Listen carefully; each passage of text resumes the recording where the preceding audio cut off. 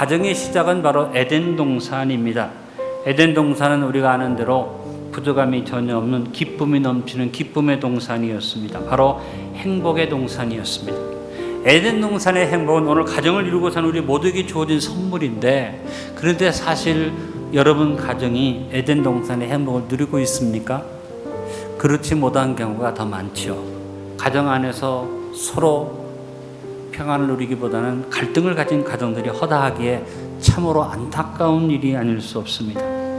사탄의 가장 중요한 공격의 대상이 가정이기 때문에 사탄은 가정에서 자꾸 분란을 일으키게 만들고 우리가 괴로움을 얻게 만듭니다. 이때 우리는 정신을 차리고 우리 가정이 에덴이 회복되게끔 기도하고 나가야만 합니다. 창조 질서가 무너지면서 에덴 동산의 행복이 파괴되어지면서 대한민국이 너무나 가슴 아프게 세계 이혼 1위가 되는 나라가 되면서 오늘의 현실에서 깨어서 기도하고 에덴 동산의 행복을 회복하고 누리도록 합시다. 무엇보다 먼저 에덴은 생명의 원천을 말하는 것입니다. 에덴 동산의 의미는 기쁨의 동산이라는 의미를 가지고 있습니다.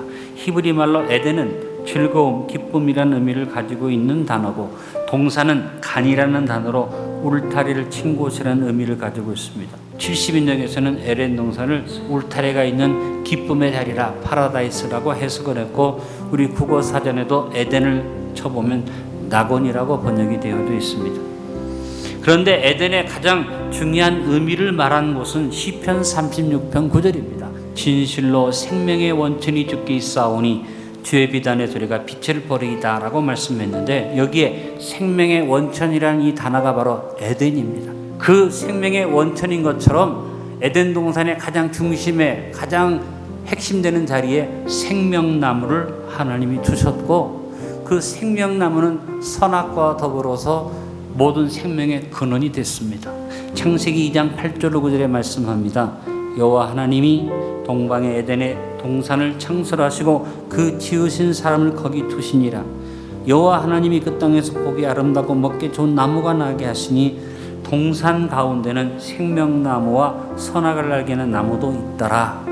동산 중심에 생명나무가 있었고, 이 생명나무를 중심으로 해서 생명의 강이 솟아나서 네 갈래로 흘러내렸습니다. 창세기 2장 10절로 14절에 보니 생명의 원천되는 강이 에덴에서 발원했다고 말합니다.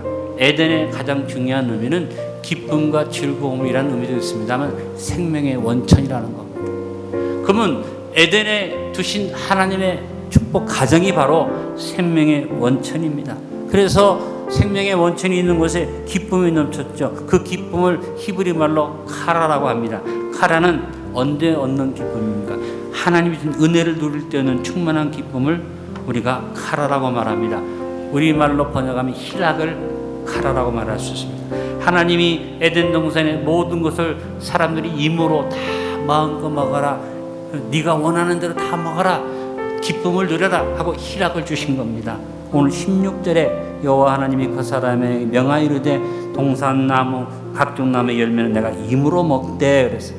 처음 사람 아담과 하와가 카라의 기쁨과 즐거움으로 충만해서 생명의 원천인 에덴에서 가정의 행복을 누리며 산 것입니다.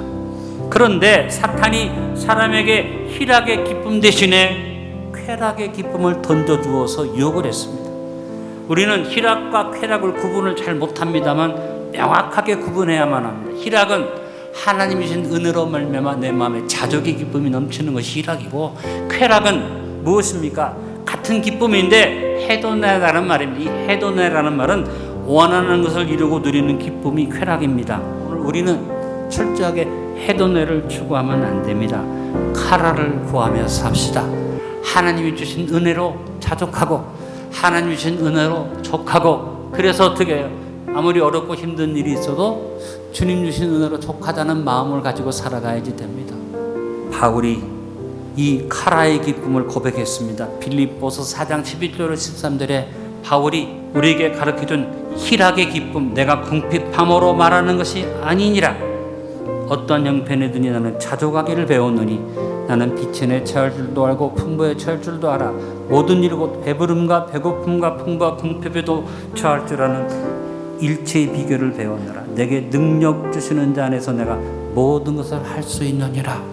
우리가 원하는 것을 구하지만 하나님이 주시는 응답으로 만족하고 감사하며 자족의 기쁨을 누려야지, 내가 원하는 것을 이루고 누리는 기쁨을 따라 쾌락의 기쁨의 해드네를 추구하면 우리는 절망의 자리로 빠질 수밖에 없습니다. 에덴은 가꾸어지고 지켜져야만 합니다. 하나님께서 에덴 동산을 선물로 주셨어요. 여호와 하나님이 그 사람을 이끌어 에덴 동산에 두어, 사람은 한 일이 없습니다. 데려다가 다 완성된 에덴 동산에 두셨습니다. 그런데 하나님은 그 다음에 하신 말씀이 뭡니까? 그것을 경작하며 지키게 하시고, 선물로 주셨는데 내가 너를 선물로 줬으니까 이제 마음껏 네가 놀고 먹으면서 에덴에서 누려라가 아니면 선물로 준 그 다음에 하나님 말씀하십니다.